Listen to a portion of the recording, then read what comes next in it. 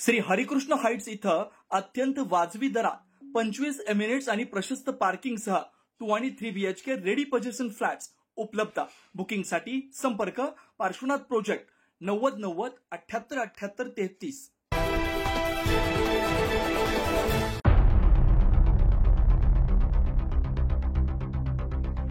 दिंडोरी तालुक्यातील ओझरखेड धरणातून चांदवड नगर परिषदेला पाणीपुरवठा करणारी मुख्य पाईपलाईन आज अचानक फुटली।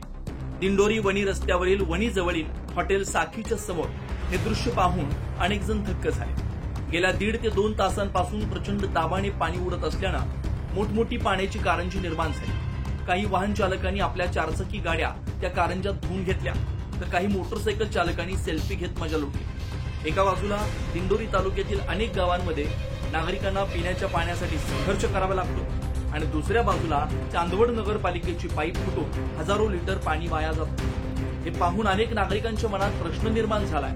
मे जून मध्ये दिंडोरी तालुका कोरडा पडतो, पण एवढ्या मोठ्या प्रमाणावर पाणी वाहून जाणं म्हणजे प्रशासनाची बेपर्वाई आहे। या पाण्याचा बंदोबस्त करावा असं किसान सभेचे कार्यकर्ते रमेश चौधरी यांनी सांगितलं। न्यूज महाराष्ट्रासाठी प्रतिनिधी सात कुरेशी,